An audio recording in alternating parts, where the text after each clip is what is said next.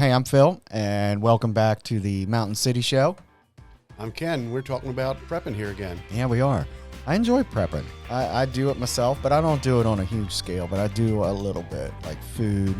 Water, I kind of really lucked out with here recently, like super lucked out with a well on the ground. But I do like, what are the pills for radiation? Yeah, the potassium. I have potassium iodide. Yeah, I got a bunch of those.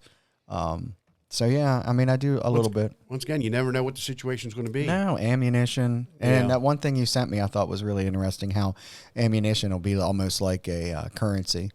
And I think it would be. And I tell you, when it comes to that, my thoughts on that, I would never trade ammunition for nothing. No. I would never trade anything that could be used on yourself. Yes, right? Yeah, right? You know? Yeah, that's very true. You know, you'd hate to find out something happened to Does that you. include toilet paper? With your own doing. If they toilet paper your house, you might be able to survive unless they set it on fire. They're flaming. I mean, I got to wipe my ass with something. I mean, even though back in the day, man, here's another thing. They didn't teach you this. Like my mother had an outhouse. Yeah. They didn't have running water in the house. So they literally had an outhouse where they went and used. And that's my mom. My mom's 73. And she remembers they used, and I asked her, well, what'd you use? She went, just rags. We'd leave them all there, and then we'd wash them all up. Well, what do you think bandanas were originally for on a cowboy? What were they for? Wiping their ass? Partly. You use for all real? kinds of stuff. I thought, well, I knew like long sleeves were made for like wiping your mouth, wiping all things off. That's why long sleeves came out. If you took that bandana and you tied it around your thigh and you had to use it to do whatever, it's tied around your thigh. It's not. Oh, yeah, that's true. You know what I'm saying? And you always have a rag with you. Yeah. What you can do, like these old hunting stories you hear from people, I cut off my sleeve, I took off my socks. Yeah, right. I have taken off a sock before. I've used my underwear, so now you're commando. I did have to do that, though.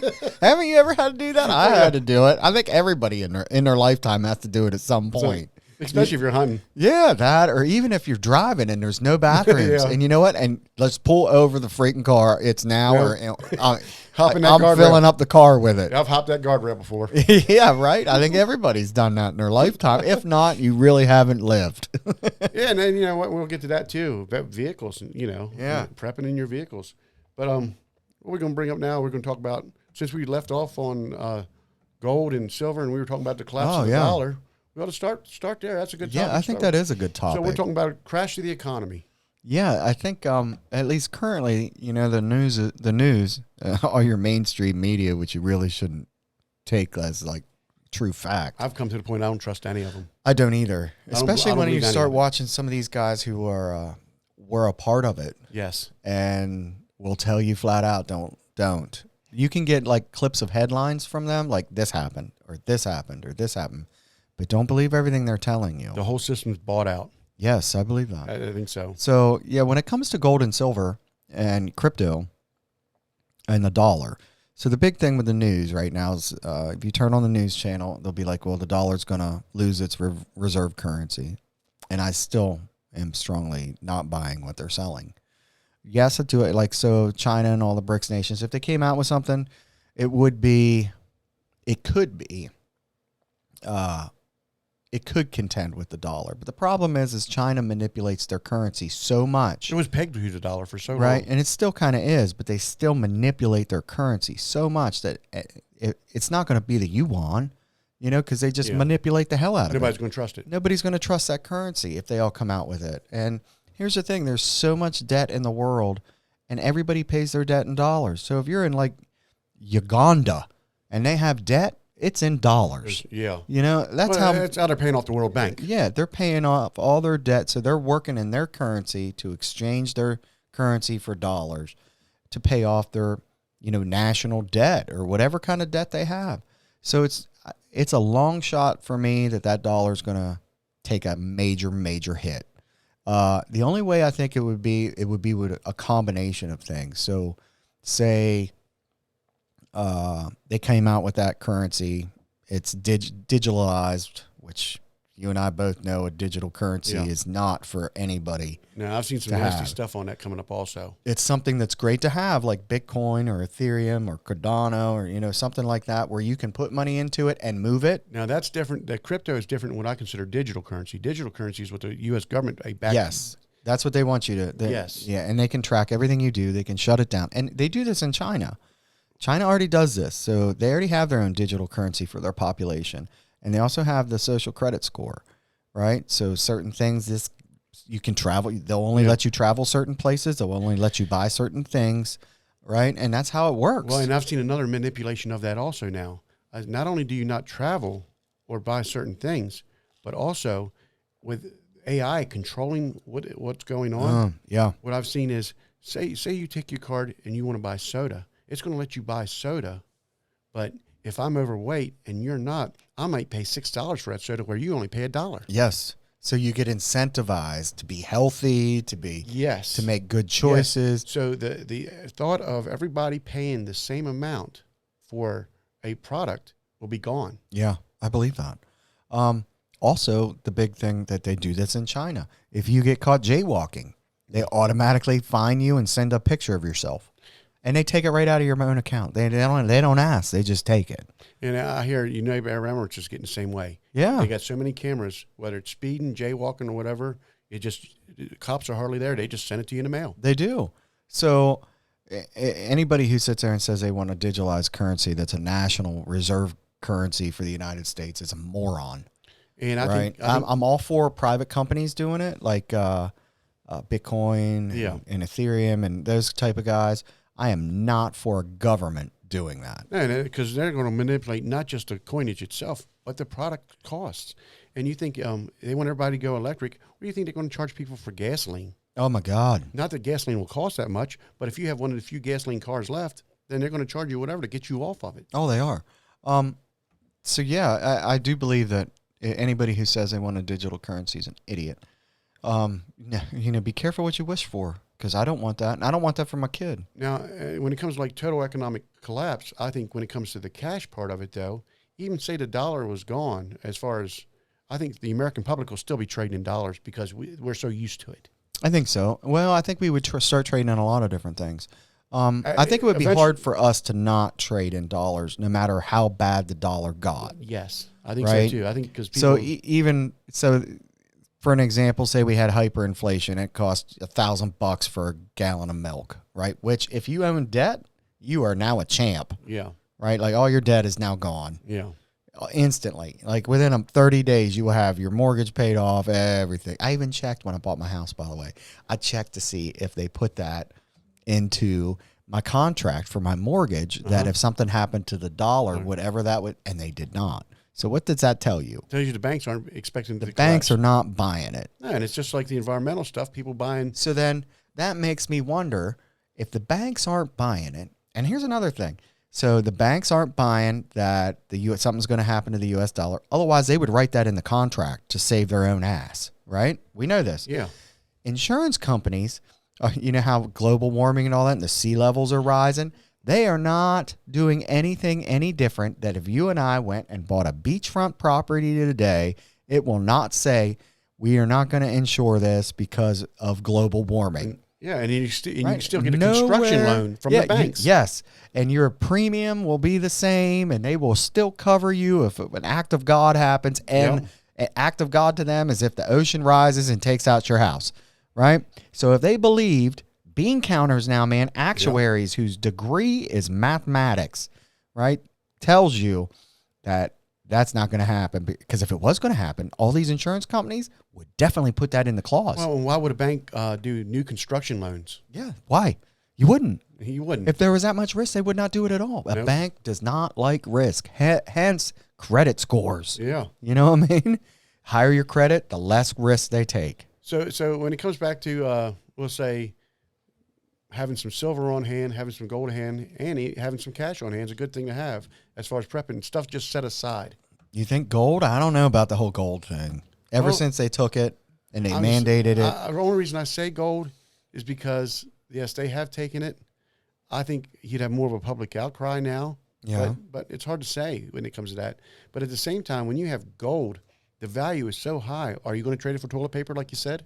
No. How would you break that down? Yeah, how do you break it down? Now, you can buy gold in like 1/10 of an ounce, which I think is only worth like maybe $200.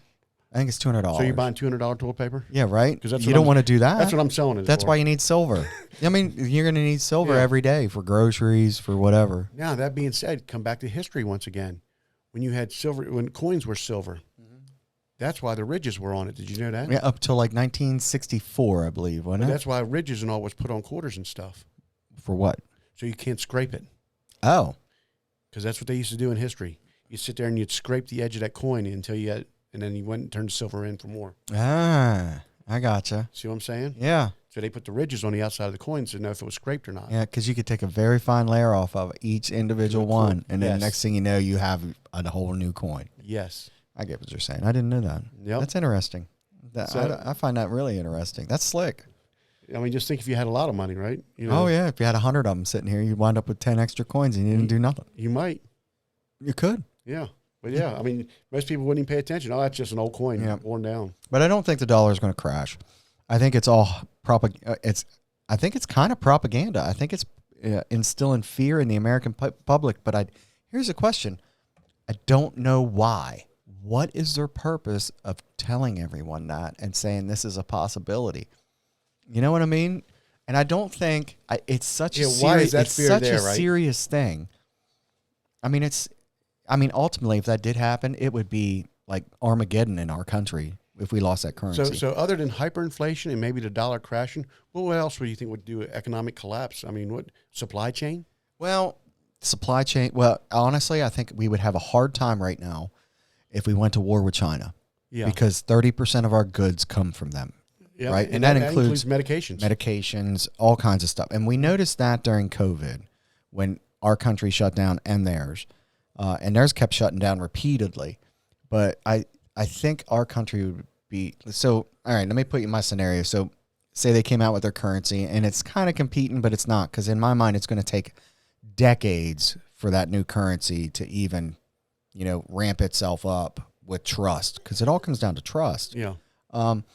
So, say they had their currency going, and then all of a sudden, we wind up at war with China, where most of our goods are cut off, and then something drastic happens here. So, EMP, whatever, hits DC, who knows? See, now we're back to, different type of scenario. Yeah, right. Yeah. But it would have to be a combination of things. It's not just going to be the dollar crashing, because that's almost impossible. Yeah. It is. It's almost impossible. Once again, though, if you're preparing for economic collapse, you're actually preparing for multiple scenarios at one time. Yeah. Whether, like you said, whether it's war, whether it's, hyperinflation, all different scenarios. Yeah, so if you were preparing for economic collapse, let's say, so you'd have water on hand, you might have your silver on hand. Yeah. Food. Yeah, you would have all that on hand. Now, would you need to have long-term storage food, or do you have to have that garden going? You're going to have that garden going if it's the economy. Chickens and rabbits going. If it's the economy, you're going to have a garden going. You supplement it. You have to think about what affects the economy. So any major thing that happens, from an EMP to, I don't think we'll ever see a missile fly overhead. I just don't think that for a nuclear attack. But it might be like isolated into a city with a suitcase. So let's go back to the EMP scenario real quick. Yeah. So you have an EMP and you have your garden going. Anybody who has a tractor or anything mechanical, it might not work now. I hope you have some hand tools. Yeah, right? It might not. You got to work on your house.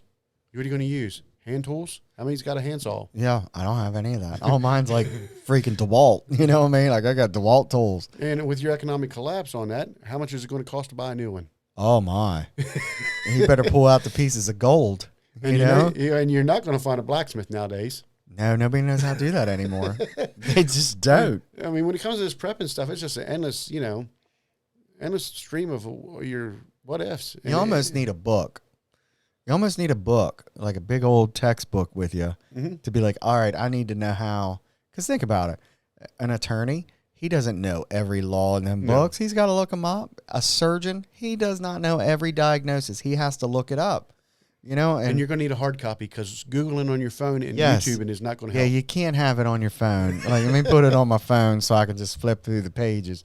That's not going to help. It's not going to help. So I think if you had a book, that would be definitely beneficial for you. So really, when it comes to economic collapse and all that, you're not really a prepper. You'd become a survivalist overnight. Yeah, you'd be forced. We'll go back to our parameters. Yeah, you'd be forced. So is it really beneficial to prep for stuff, or is it better become a sufficient survivalist? Let's say that. Here's my both. It's going to be both, man. And here's what Well, I'd say. a survivalist is a prepper in a way. Yeah, it's going to be both. So you if you're a family person or whatever, you should always have enough. To me, in my mind, prepping means in case something happens. Yes. Meaning a disaster. I have food. I have water.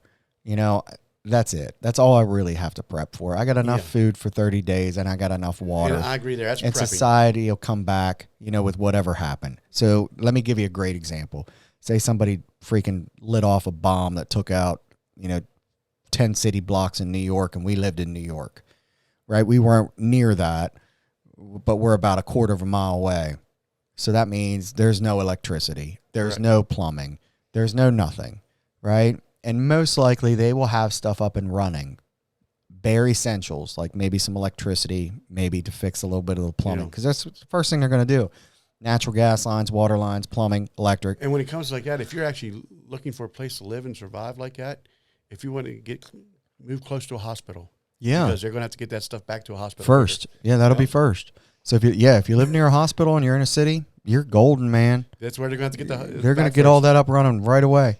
So that's one thing to take account. If you're actually a survivalist or a prepper and you were you had to move to a city, where should you at least look for? Oh, you got to look for someone right near a hospital. I'd say hospital would be the best thing. Unless you wanted to go to Johns Hopkins. Don't go to Johns Hopkins. No. You don't want to live in that neighborhood. You will get killed. If you live anywhere around Johns Hopkins Hospital in Maryland, which Johns Hopkins Hospital is one of the best hospitals in the entire country. Yeah, 2 blocks down Broadway. But if you go around the perimeter, you better watch what colors you wear and don't stop for nothing. I mean, you will get nervous at a red light. But what's funny is they will get their electricity and stuff back first. They will because of the importance. Yeah, it's a very important yes, they will need it. Infrastructure right there. So, so if it did go off and say they had whatever happened in New York or whatever power grid, just collapsed and they don't have power. And it's going to come back on. And it might take a month. So to me, that's just prepping, being prepared in case something happens where I lose, the luxuries that we have right now. Because, years ago, nobody had these luxuries. And luxuries that you had now are like indoor plumbing, electricity, that kind of stuff. So I think, when it comes to prepping, that's what I think. Survivalist now, that's when you need your book. Because you can't remember it all. Well, and survivalists, when we go back to the 1896 thing, no human alive could pretty much survive before 1896. That's true. That's very true. You'd have to get up at sunlight, go out there, tend the field, get your eggs, whatever it takes. Yeah. You didn't have refrigeration. Plus people coming and taking your shit. And I think prior to that time, what most of your houses were, especially on the coast, your lighting was from whale oil. Oh, yeah, it was. Yeah, it was. That's why we're killing all the whales. And then up here in the mountains area and in the inner, it was all what they called coal oil. Yeah, that's true. Yeah. So, yeah, I agree with that. And most of us would not, I'd say, I don't know. I will say this. I think the people that live and grew up in cities are screwed. Yeah. Nowadays, they're screwed. Yeah. Because, number one, none of the generation teaches them anything. At least up here. One skill you'll get living up here in the mountains and small towns is you're going to know how to hunt. Now, one thing I'm amazed, though, when I moved up this way, I've seen pictures of back in the 30s and 40s, these mountains were bare. All the lumber was stripped off of most of them. Oh, I bet they were. Yep. Most of the lumber was stripped. And then I remember hearing uncles and all talking about hunting in the 60s where you'd hardly see a deer or a turkey. Overhunted? Overhunted, and the environment, all the trees, all the mature trees stripped out. Really? For lumber and whatever else they did, Oh, yeah. Paper. Yeah, the paper mill. We were making paper up here forever. Yeah, I mean. They don't make it here anymore, but they did forever. I've seen some pictures of certain areas where the hills were bare. Yeah, I've seen that. I have seen that. Do you agree with my definition between a prepper and a survivalist? Yeah, survivalist is definitely long-term. Prep's going to be more for shorter scenarios like natural disasters and stuff like that, I think. Yeah, I think so too. I mean, like Texas, they had that freeze come in, a year or so ago? Yeah. Froze. Well, that was not last year, year before, 2 years ago. Yeah, and I mean, look at that. You know, Texas never had a freeze, so they weren't prepared for it. No, they weren't prepared for any of it. Natural gas companies weren't prepared for it. The windmills weren't prepared for it. No, they didn't have enough. They couldn't generate enough electricity for the state. And then you had a lot of Texans that didn't realize, hey, maybe I should turn my faucet on and let it drip so it don't freeze up. Now they got busted pipes. Yeah, they didn't know any of that. Yeah, they didn't know any of that. It's hard to freeze moving water.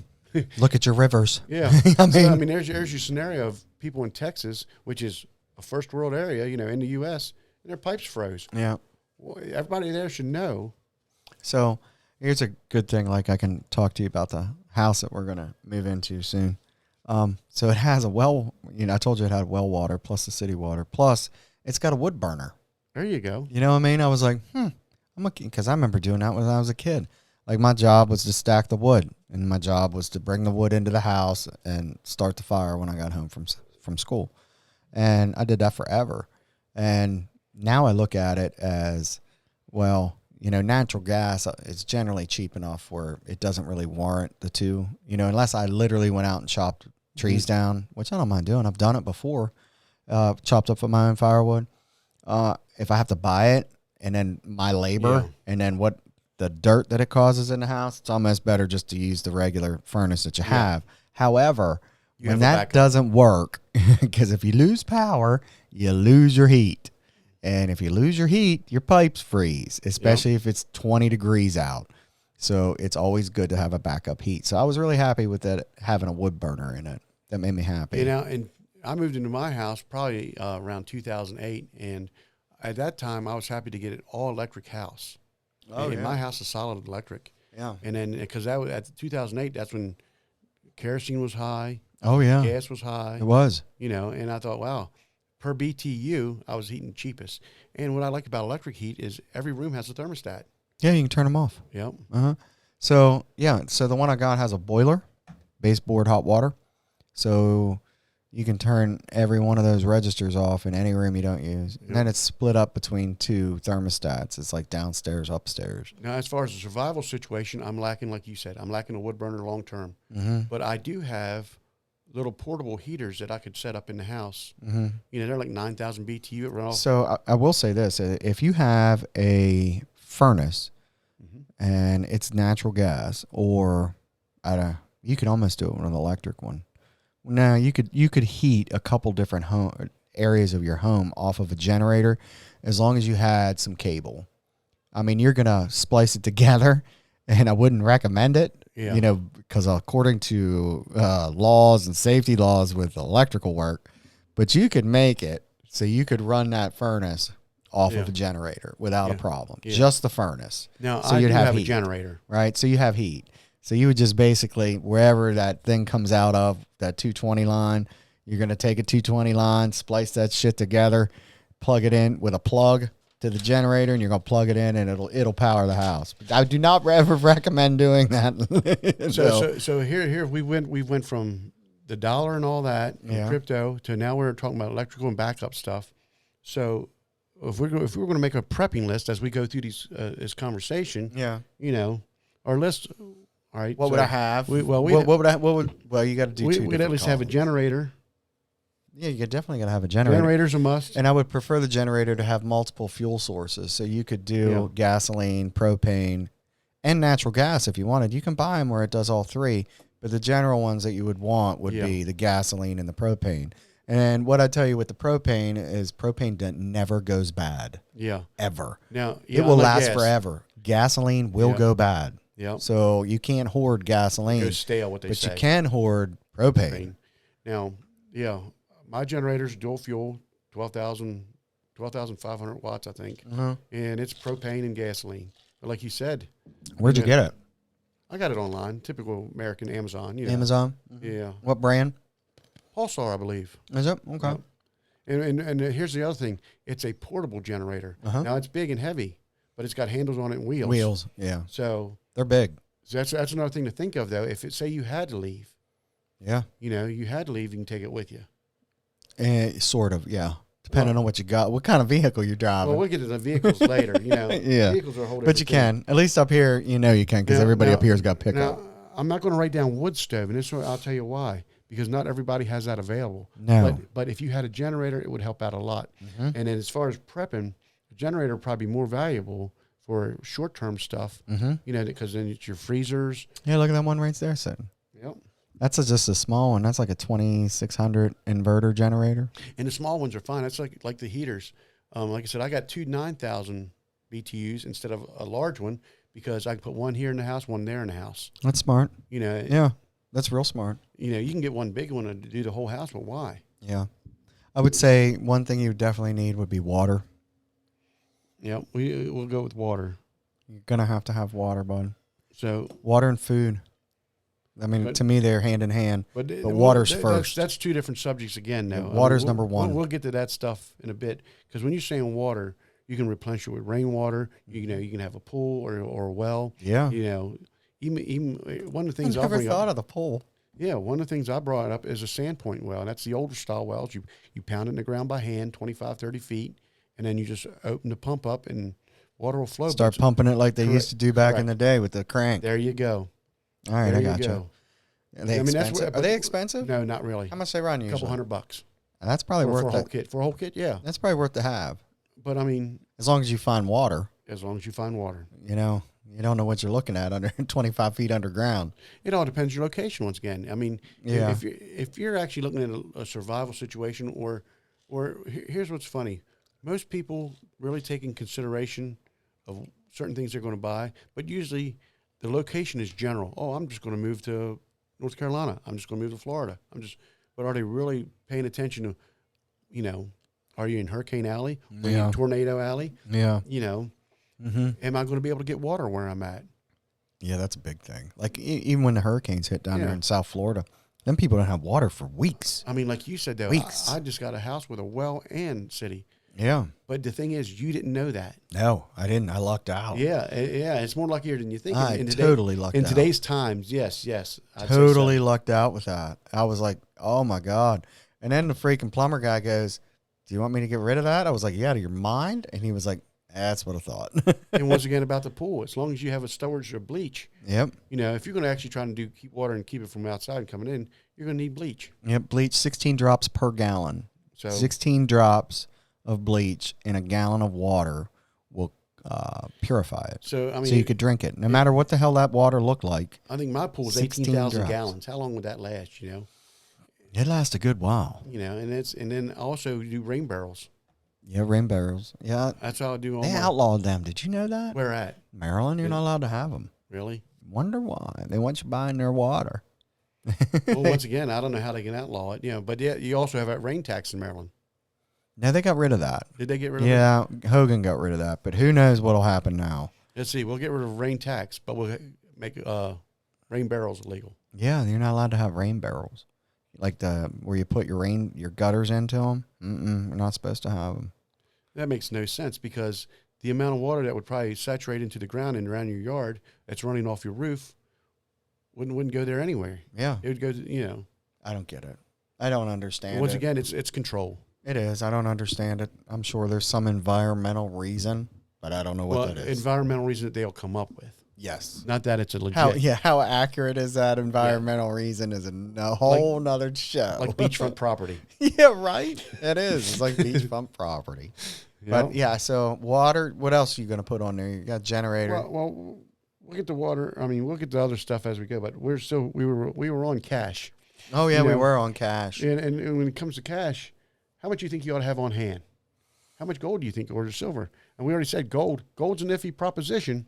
I would say silver in as of right now, today, probably $5,000 worth. Should be enough. So you're saying $5,000? Maybe. Yeah, I would say $5,000 in silver. And honestly, that means I wouldn't buy any gold. I'd just have silver. And gold we'll put as a big question mark because history has shown us they will take it. The government can take it at any time. They will take that gold. It's that valuable that they will take it. Yeah, one depression and next depression. So, here's a great example. So, say something does happen with the dollar, and the United States government comes back in and says, well, now we want to put the dollar back on the gold standard, and they can do this because right now it's just fake money. Yeah. We're going to put it back on a gold standard. We need everybody's gold to do that. I could see that. And I can see that happening. That is a probable scenario. That is a very probable. I would give that 80% chance of happening. 70% chance. And that brings another old saying to prepping, and that is, where generally in life is, does possibilities equal probabilities? Yeah. Yeah, right? What's more probable? What's more probable than possible? Yeah, I would say that's very possible. You know, with them taking gold again. Yep. Where it comes back to, like you said, the dollar going to crash. Is it possible? Yes. But is it probable? Probably not. Probably not. No. But it's possible. It's just possibilities is small. Well, Phil, I think we ought to take a break here, and okay, we'll take a back. break. Hey, Townies, if you like that clip and you want to watch the full episode, click the link in the comments. And thanks again for watching.